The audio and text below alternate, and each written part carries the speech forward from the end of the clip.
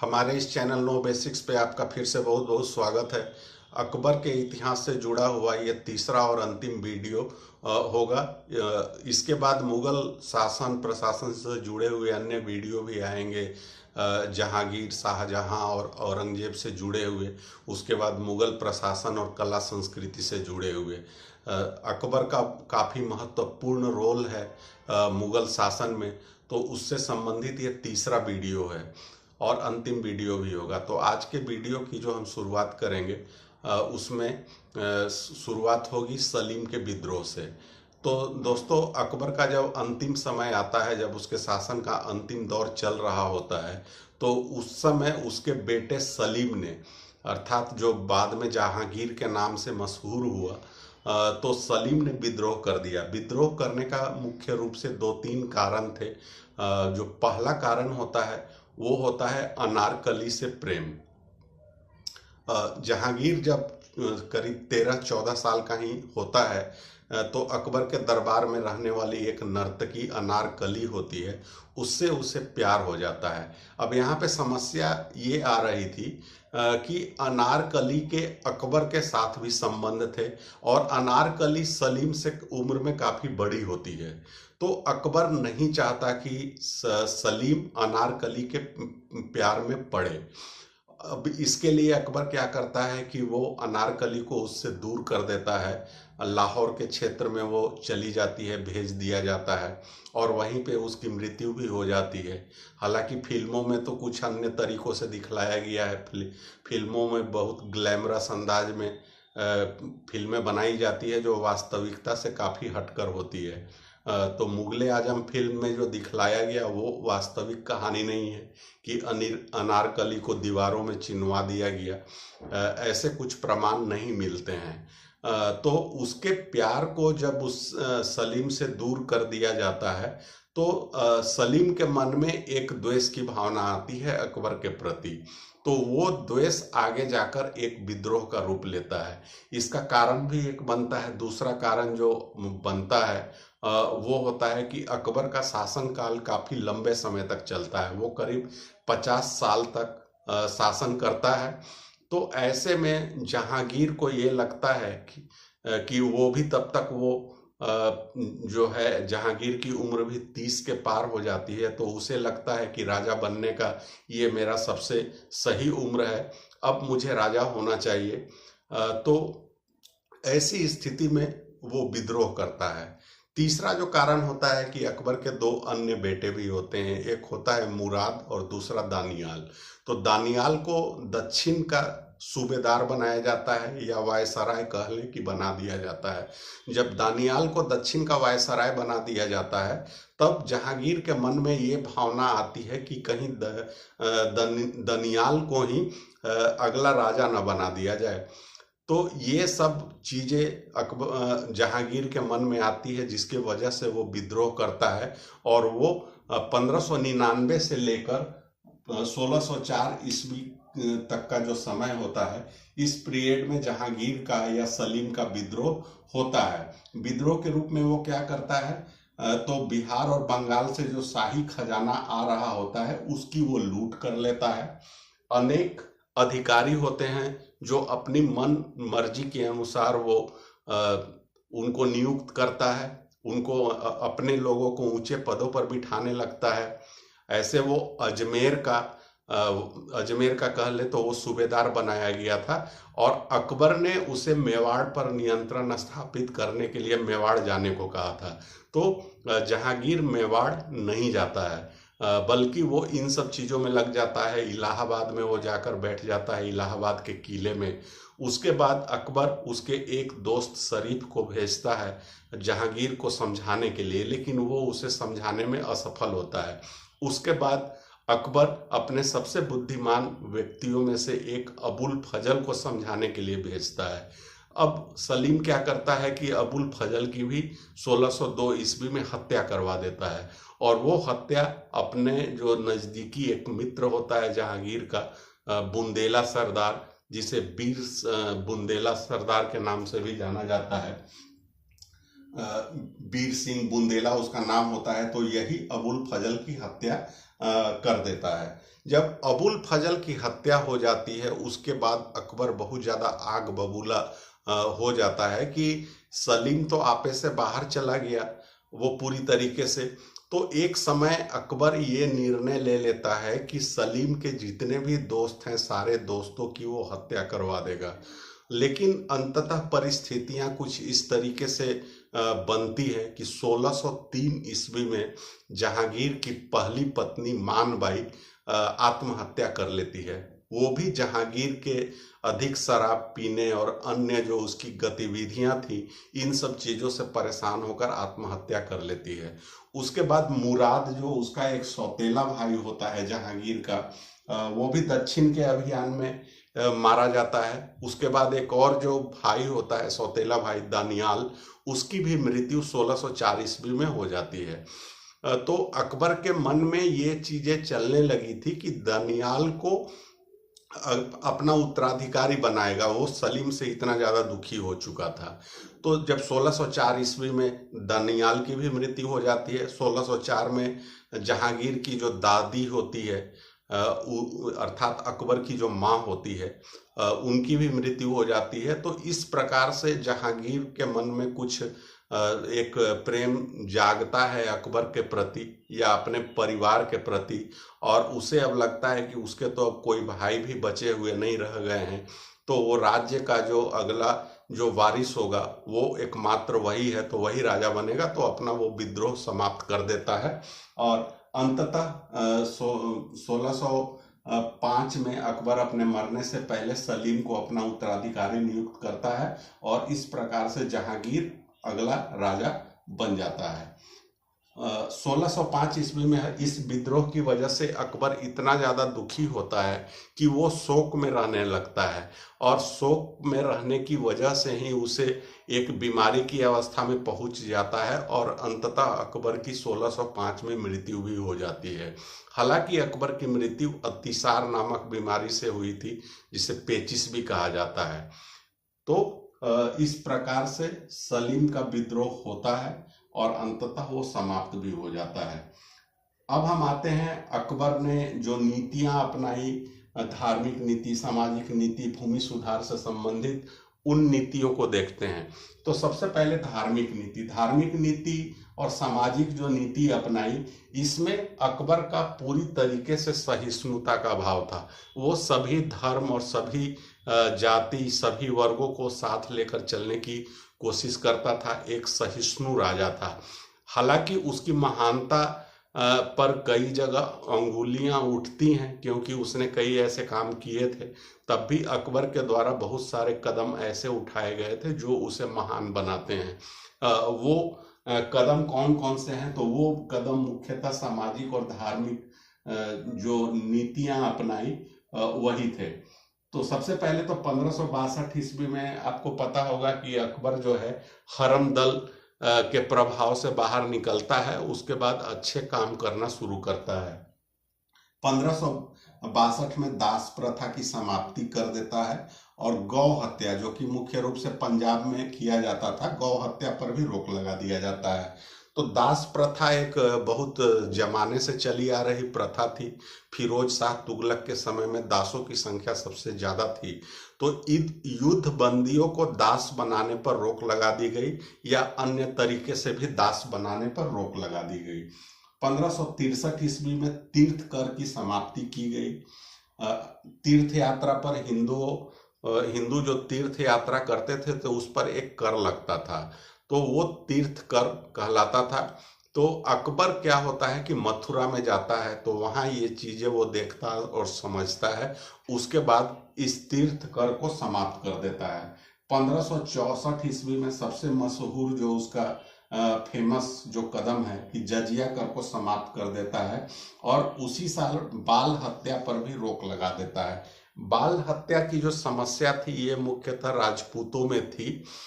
इसमें क्या होता था कि लड़कियों को, जो लड़कियां जन्म लेती थी उनको मार दिया जाता था, तो इस पर रोक लगाया जाता है। उसके बाद 1565 ईस्वी में सती प्रथा पर रोक लगा देता है। हिंदुओं में जो सती प्रथा की परंपरा चली आ रही थी, तो इस प्रथा पे वो रोक लगा देता है। तो हालांकि सती प्रथा पे जो उसने रोक लगाई थी और विधवा विवाह को प्रोत्साहित किया था, तो इस संबंध में इतिहासकारों में कई इतिहासकार जो है वो अकबर पर अंगुली उठाते हैं। उनका ऐसा कहना था कि अकबर इसके पीछे उसकी एक छुपी हुई एक कह लें कि मानसिकता थी। वो मानसिकता ये थी अकबर की कि हिंदू जो महिलाएं होंगी, जो सती होने जा रही हैं या जो विधवा हो गई हैं, उनको जो है मुस्लिम धर्म में शामिल कर लिया जाए या उन्हें हरम में शामिल कर लिया जाए। तो इसके पीछे अकबर की सोच ये थी। बात कुछ भी हो, लेकिन अकबर ने ये नीति अपनाई। 1567 ईस्वी में अधिक मद्यपान पे रोक लगाई। यहाँ पे ध्यान दीजिएगा कि शराब को पूरी तरीके से बंद नहीं किया गया, नशीले चीजों पर पूरी तरीके से प्रतिबंध नहीं लगाया गया, बल्कि अधिक सेवन करने पे रोक लगाया गया। उसके बाद अन्य जो सामाजिक कुछ काम हैं वो कौन कौन से हैं, तो विधवा विवाह को प्रोत्साहन देता है, विवाह की उम्र तय कर दिया जाता है, जैसे लड़की के लिए 14 वर्ष और लड़कों के लिए 16 वर्ष उम्र निर्धारित किया जाता है। बहु विवाह की प्रथा जो समाज में व्याप्त थी उस पर भी रोक लगाई जाती है। हालांकि अकबर खुद जो है वो कई शादियां करता है, लेकिन बहु विवाह की जो प्रथा थी उस पर रोक लगा दिया जाता है। और तो ये विवाह से जुड़े हुए मामले थे। इसके लिए एक अधिकारी भी नियुक्त किया जाता है जिसे तुर्बेग कहा जाता है, और विवाह से संबंधित जितने मामले होते थे या जो नियम बनाए गए थे उन नियमों को लागू करना और सारी चीजों की देख रेख करना, यही तुर्बेग नाम का अधिकारी करता था। वेश्याओं के लिए अलग से एक शहर की तरह कह लें कि शहरों के बाहर एक उनको बसेरा दे दिया गया था, और वैसी जगह जहां वेश्याएं रहती थी उसे शैतानपुर बस्ती कहा जाता था। तो ये काफी महत्वपूर्ण हो जाता है, तुर्बेग, शैतानपुर बस्ती, इसे ध्यान में रखिएगा। उसके बाद अकबर की जो अन्य उस जो काम है धर्म से जुड़े हुए वो देख लेते हैं। 1575 ईस्वी में फतेहपुर सीकरी में इबादत खाना की स्थापना की। इबादत खाना क्या था, तो इबादत खाना ऐसी जगह थी फतेहपुर सीकरी में जहां पर कि अलग अलग धर्मावलंबी इकट्ठा होते थे और धर्म के मामले में वो आपस में विचार विमर्श और वाद विवाद करते थे, और कह लें कि एक सत्य धर्म के सार पर वो पहुंचने की कोशिश करते थे। शुरू में सिर्फ इस्लाम धर्म की इजाजत थी, और ये चर्चा जो है सो बृहस्पतिवार के दिन होती थी। सप्ताह में एक दिन फिक्स रखा गया था और वो दिन था बृहस्पतिवार। बाद के समय में क्या होता है कि अन्य धर्मों को, सारे धर्मों को इसमें शामिल कर लिया जाता है, और सारे धर्म के जो जानकार होते हैं, जो विद्वान होते हैं, उनको शामिल किया जाता है, और सभी धर्माचार्य इकट्ठा होते हैं अलग अलग धर्मों से और परिचर्चा करते हैं, और धर्म का मर्म जानने और समझने की कोशिश होती है। तो इसमें जो अलग अलग धर्मों से लोग जो शामिल किए गए उनके नाम काफी महत्वपूर्ण हो जाते हैं कि कौन कौन से थे। तो हिंदू धर्म से देवी और पुरुषोत्तम को शामिल किया गया था, जैन धर्म से हरविजय सूरी को शामिल किया गया था, और जीन चंद्र सूरी को शामिल किया गया था। इसमें से हरविजय सूरी को जगत गुरु की उपाधि दिया जाता है अकबर के द्वारा, और जीन चंद्र सूरी को युग प्रधान की उपाधि दी जाती है।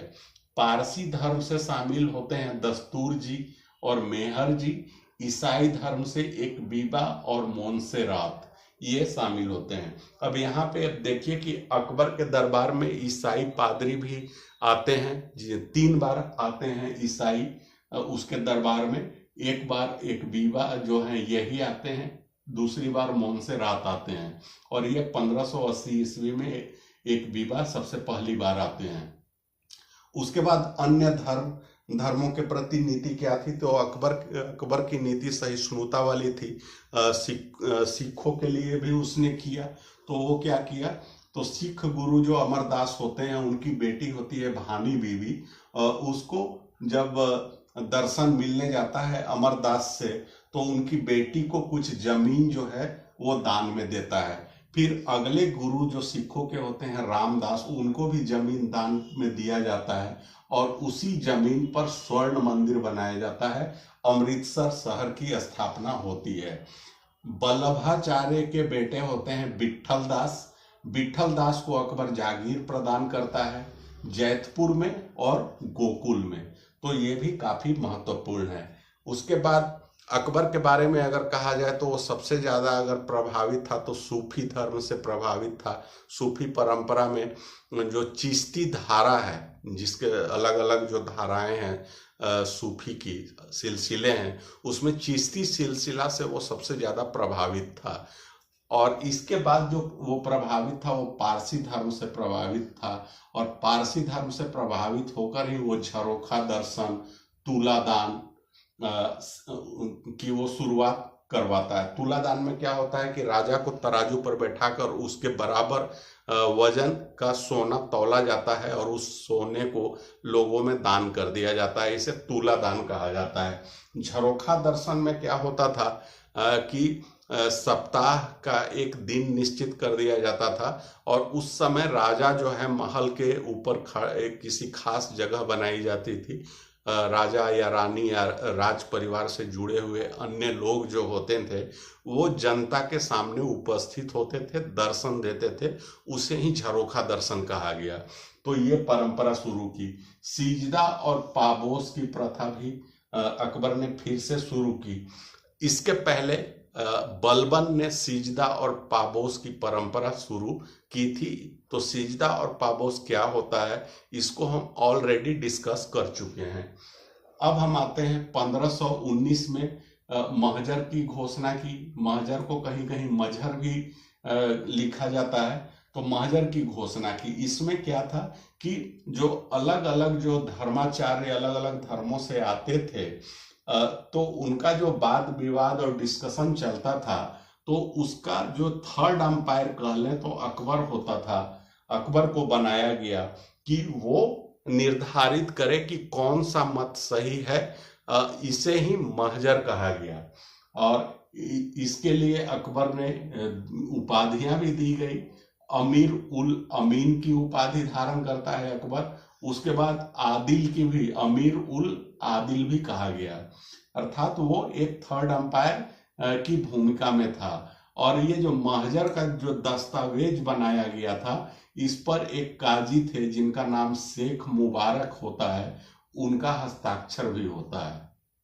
तो ये महजर से जुड़ा हुआ फैक्ट था। इसके बाद 1582 ईस्वी में दीने इलाही या इसी को तौहीदे इलाही भी कहा जाता है। तो दीने इलाही से तो आप अच्छी तरीके से परिचित होंगे, इसे ही तौहीदे इलाही भी कहा जाता है। तो एग्जाम में कभी पूछा भी जा सकता है कि तौहीदे इलाही की शुरुआत कब की गई थी। तो कंफ्यूज मत होइएगा, दोनों एक ही हैं। और इसके जो सबसे प्रमुख पुरोहित होते हैं वो बनाया जाता है अबुल फजल को। और दीने इलाही में शामिल होने वाले जो पहला व्यक्ति होता है वो होता है बीरबल। और ये एकमात्र हिंदू होते हैं। और इसमें क्या होता है कि फर्रे इजदी का एक सिद्धांत आता है। इसमें कहा गया कि अकबर में 4 तत्वों का वास है। वो 4 तत्व कौन कौन से हैं, तो आग, हवा, पानी और भूमि, इन 4 तत्वों का वास अकबर में है। स्मिथ ने इसके बारे में कहा कि ये मूर्खता का स्मारक है। मूर्खता का स्मारक कहा गया। और दीने इलाही की बहुत ज्यादा आलोचना भी होती है। उसके अपने ही जो लोग हैं वो उसका विरोध करने लगते हैं। जैसे कि उसका सौतेला भाई जो काबुल में रहता है वो उसका विरोध करता है। जौनपुर के काजी होते हैं वो अकबर के विरुद्ध जिहाद की घोषणा कर देते हैं, फतवा जारी करते हैं। तो इस तरह की चीजें होती हैं। उसके बाद दीने इलाही बहुत ज्यादा सफल भी नहीं होता है। मात्र 18 लोग दीने इलाही धर्म को स्वीकार करते हैं। और टोडरमल जो उनका जो भूमि सुधार से संबंधित अनेक काम करता है, तो वो एक कट्टर व्यक्ति होता है अपने धर्म के प्रति। तो वो दीने इलाही को पूरी तरीके से अस्वीकार कर देता है, दीने इलाही को वो स्वीकार नहीं करता है। तो दीने इलाही से जुड़े हुए ये कुछ प्रमुख फैक्ट थे।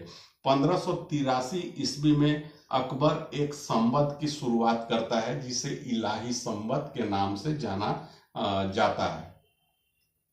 तो ये थे अकबर के धार्मिक और सामाजिक सुधार कह लें, या धर्म और समाज से जुड़े हुए कुछ नियम और नीतियां थे जो अलग अलग वर्षों में लेकर आए गए।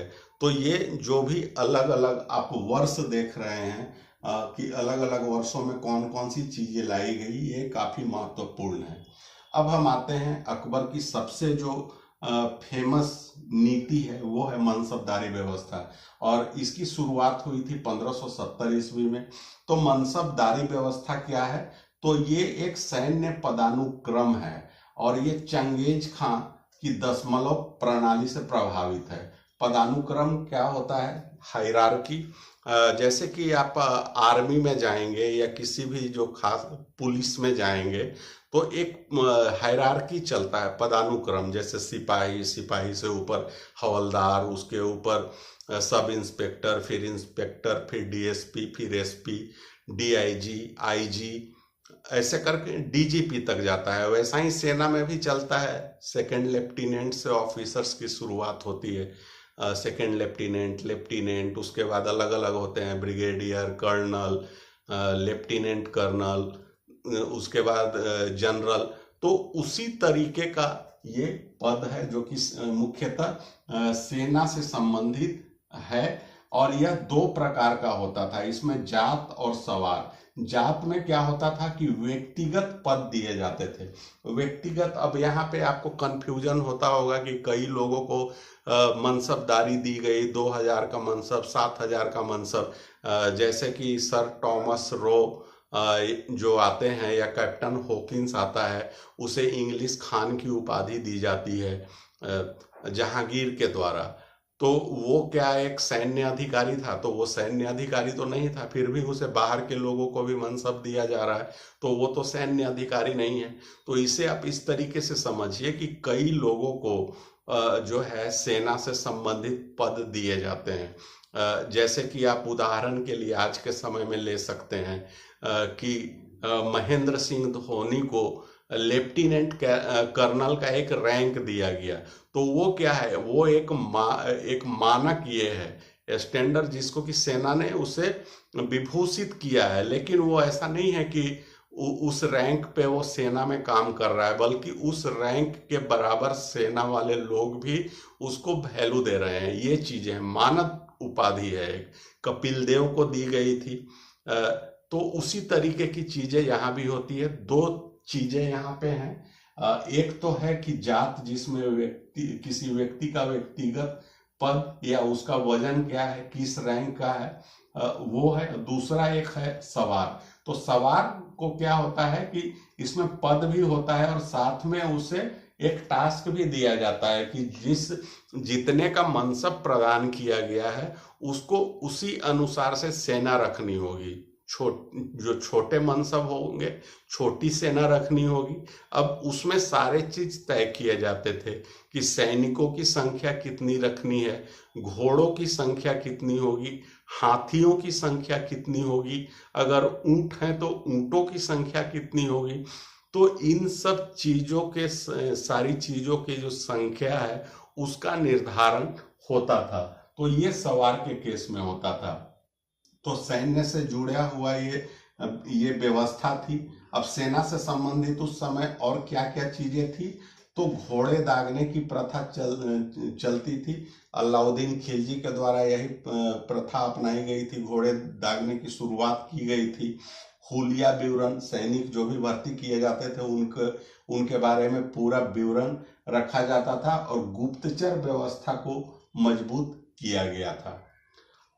अब हम आते हैं भूमि सुधार पर। तो ये भी काफी फेमस है अकबर का भूमि सुधार। और हालांकि अकबर का जो भूमि सुधार है वो मुख्य रूप से शेर शाह से प्रभावित है। और इसके जो प्रमुख व्यक्ति होते हैं, भूमि सुधार का श्रेय जो जाता है वो जाता है टोडरमल को। और टोडरमल भी अकबर के 9 रत्नों में से हाँ 9 रत्नों में से एक होता है टोडरमल। तो हम टोडरमल आते हैं। टोडरमल की क्या ये जब्ती व्यवस्था की मुख्य रूप से शुरुआत करता है। तो जब्ती व्यवस्था में क्या होता था कि जमीनें किसानों को दे दी जाती थी खेती करने के लिए और टैक्स उनसे वसूला जाता था एक निश्चित समय के लिए। लेकिन इस बात का ख्याल रखा जाता था कि अगर फसल किसी भी कारण से नष्ट हो जाए, खराब मौसम हो या कुछ हो, तो वैसी स्थिति में टैक्स को घटा दिया जाता था। तो ये थी जब्ती व्यवस्था। बाद के वर्षों में 1580 में कहीं कहीं 82 भी दिया हुआ है। तो 10 साला प्रणाली लाई गई और इसमें टैक्स जो है 1/3 होता था। तो 10 साला 10 शब्द से आया है, 10 साला बोला जाता था। तो 10 साला से अपभ्रंशित होकर 10 साला बना। तो 10 साल में किसी जमीन से कौन सी अलग अलग फसल उपजे, कितनी मात्रा में उपजे, बाजार में वो किस मूल्य में बिका, तो इन सब चीजों को ध्यान में रखकर उसका एक निर्धारण किया जाता था टैक्स। और वो टैक्स जो निर्धारित होता था वो होता था 1/3 हिस्सा। इसी को 10 साला प्रणाली कहा गया। जमीन को नापने की एक प्रथा शुरू की गई। हालांकि वो प्रथा पहले से चली आ रही थी, शेरशाह सूरी ने भी यही काम करवाया था। उसके बाद सिकंदर लोदी ने भी करवाया था। तो सिकंदर लोदी द्वारा गजे सिकंदरी चलता था जमीन को मापने के लिए। तो उसके जगह पे अब इलाही गज को लाया गया। गजे इलाही भी कहा जाता है और ये 31 अंगुल का होता था या 33 इंच इसकी पैमाइश होती थी, उसका स्टैंडर्ड था। भूमि को अलग अलग प्रकार में बांटा गया था। जैसे कि मुख्य रूप से 4 प्रकार के भूमि होते थे। पोलज उस जमीन को कहा जाता था, वैसी जमीन को कहा जाता था जिस पर कि हर वर्ष खेती होती थी। परती जमीन उस जमीन को कहा जाता था जिस पर कभी खेती नहीं होती थी। चाचर उस जमीन को कहा जाता था कि 2-3 साल के लिए जो परती रह जाता था, अर्थात सिंचाई की जहाँ व्यवस्था नहीं है, अगर पानी नहीं पहुंचता है तो वैसी जगह पे खेती नहीं हो पा रही है, 2-3 साल के लिए परती रह गया, तो वैसे जमीन को चाचर कहा गया। उसके बाद बंजर वैसी जमीन को कहा गया जो 2-3 साल से ज्यादा समय के लिए परती होता था। राजस्व की वसूली के लिए करोड़ी नाम का एक अधिकारी नियुक्त किए गए और उसका काम होता था राजस्व की वसूली करना। अधिकारी कह ले, कर्मचारी कह ले। करोड़ी इसलिए कहा जाता था कि उन्हें राजस्व के रूप में 1 करोड़ दिनार वसूल करने का उन्हें, या दरहम कह ले या दिनार कह ले, राजस्व के रूप में वसूल करने का टारगेट दिया जाता था। तो इसलिए उसे करोड़ी कहा गया। अब हम आते हैं अकबर के 9 रत्नों पर। तो वो 9 रत्न कौन कौन से हैं? ये काफी फेमस है। तो वो 9 रत्न में से पहला रत्न जो है सो वो बीरबल है। और ये बहुत ज्यादा हाजिर जवाब होता है। अकबर और बीरबल के किस्से चलते हैं, चुटकुले चलते हैं, तो वही बीरबल है। और ये अकबर का सबसे प्रिय और नजदीकी दोस्तों में से एक था। तो बीरबल के बारे में हम जान लेते हैं। तो इनका नाम जो है वो महेश दास होता है, बचपन का नाम, और बाद में ये बीरबल के नाम से विख्यात होते हैं। सबसे बुद्धिमान व्यक्ति होते हैं। 2000 के ये मनसबदार होते हैं। इन्हें कविराज और राजा की उपाधि दी गई थी। और 1583 ईस्वी में इन्हें सर्वोच्च न्याय अधिकारी बनाया गया था, न्याय देखने के लिए। 1586 ईस्वी में इनकी मृत्यु हो जाती है। मृत्यु कैसे होती है? तो कश्मीर को शामिल करने का अभियान चलाया जाता है, कश्मीर अभियान चलाया जाता है। तो वहाँ के जो कबायली होते हैं उनके साथ युद्ध में बीरबल की मृत्यु हो जाती है। इसके बाद अगले जो रत्न होते हैं वो होते हैं अबुल फजल, और ये सूफी संत शेख मुबारक के पुत्र होते हैं। और ये एक बहुत बड़े इतिहासकार होते हैं, दर्शन शास्त्री और विद्वान होते हैं। इन्होंने अकबरनामा, जो कि अकबर के बारे में जानकारी मिलती है, या कह ले कि अकबर की जीवनी है, तो अकबरनामा लिखी थी। इसे आईने अकबरी भी कहा जाता है। और इसकी हत्या 1602 ईस्वी में शहजादा सलीम या जहांगीर ने करवाई थी वीर सिंह बुंदेला के द्वारा। तो वही अबुल फजल हैं। और आईने अकबरी के कुल 12 भाग हैं, तो ये ध्यान में रखिएगा। उसके बाद फैजी, फैजी कौन है? तो अबुल फजल के बड़े भाई होते हैं। इन्हें राजकवि का दर्जा दिया जाता है। और ये कई जो ग्रंथ होते हैं उनका अनुवाद करते हैं। जैसे महाभारत का अनुवाद करते हैं। अनुवाद किस में? तो फारसी में करते हैं उन ग्रंथों का अनुवाद। महाभारत का, भागवत गीता का। उसके बाद लीलावती, लीलावती गणित पर आधारित एक पुस्तक है, उस ग्रंथ है। तो उस लीलावती को भी इन्होंने फारसी में अनुवाद किया था। अगले जो रत्न होते हैं वो होते हैं अब्दुल रहीम खाने खाना। तो इन्हें खाने खाना की उपाधि दी जाती है। और ये बैरम खान, जो अकबर के संरक्षक होते हैं, उन्हीं का बेटा होता है अब्दुल रहीम, जिसे बाद में खाने खाना की उपाधि दी जाती है। ये भी एक बड़े विद्वान व्यक्ति होते हैं, कवि होते हैं। और अकबर ने जो बाबरनामा लिखी थी तुर्की भाषा में, उसका अनुवाद इन्होंने फारसी में किया था। इनका प्रमुख योगदान होता है गुजरात विजय में।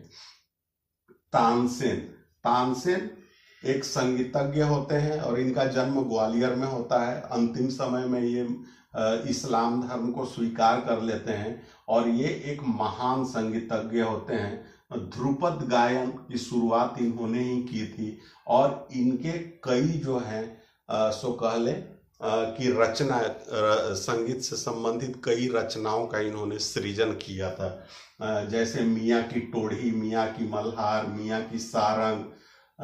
तो इन्हें संगीत सम्राट भी कहा जाता था। और अकबर ने इन्हें कंठाभरण वाणी विलास की उपाधि से विभूषित किया था। बहुत बड़े संगीतज्ञ थे। तानसेन के बारे में ऐसा कहा जाता है कि इनके जैसा संगीतज्ञ आज तक पैदा ही नहीं हुआ।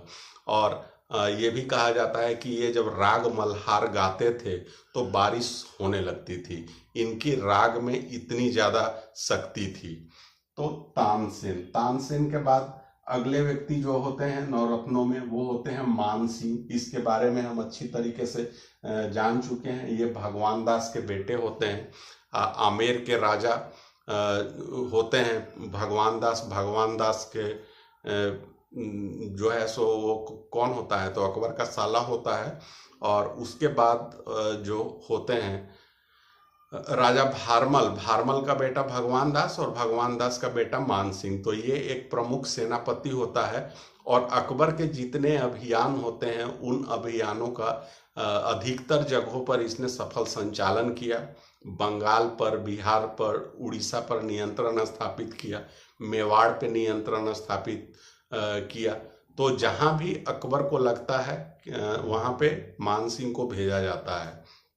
तो मानसिंह जो है सो वो महत्वपूर्ण एक सेनापति होते हैं। उसके बाद टोडरमल, टोडरमल इन्होंने भूमि सुधार से संबंधित काम किए। और ये जो व्यक्ति होते हैं टोडरमल, एक कट्टर धार्मिक व्यक्ति होते हैं। और इन्होंने अकबर के दीने इलाही धर्म को मानने से इनकार कर दिया था। मुल्ला दो प्याजा, ये कौन होते हैं? तो ये एक अरबी व्यक्ति होते हैं जो कि अरब से आते हैं और फिर अकबर के दरबार में इनको जगह मिलती है। ये एक विद्वान व्यक्ति होते हैं, हाजिर जवाब होते हैं, वाक्पटु होते हैं। उसी कारण से अकबर ने इन्हें अपने नवरत्नों में शामिल किया था। उसके बाद अंतिम जो नवरत्न का जो अंतिम जो सदस्य हैं वो होते हैं हकीम हुकाम। और इनके बारे में कहा जाता है कि अकबर सबसे ज्यादा विश्वास इन्हीं के ऊपर करता है। और ये शाही रसोइया होता है मुख्य रूप से। तो ये हकीम हुकाम से जुड़ी हुई बातें हैं। हाँ, यहाँ पे मुल्ला दो प्याजा जो इन्हें उपाधि एक तरीके से दी गई थी। और वो इसलिए दी गई थी कि इन्हें खाने में 2 प्याज बहुत ज़्यादा पसंद थे। हमेशा ये अपने खाने में 2 प्याज लिया करते थे, इसलिए मुल्ला 2 प्याजा की इन्हें एक तरीके से उपाधि दी गई थी। तो दोस्तों, अकबर से जुड़ा हुआ ये हमारा अंतिम वीडियो था। कुछ और भी अकबर से जुड़े हुए चीज़ हैं जो कि उसने कला से जुड़ा हुआ और स्थापत्य कला से जुड़ी हुई चीज़ें हैं, जिसमें जैसे कि इलाहाबाद के किले का निर्माण अकबर ने किया, फतेहपुर सीकरी को बसाया, राजधानी फतेहपुर सीकरी उसने लाई, बुलंद दरवाज़ा उसने बनाया, लगवाया। उसके बाद लाल किला जो है, वो आगरा का लाल किला जो है वो भी अकबर बनवाता है, हुमायूं के मकबरे को बनवाता है। तो कई स्थापत्य कला से जुड़े हुए क्षेत्र हैं जिसमें कि अकबर के महत्वपूर्ण काम होते हैं।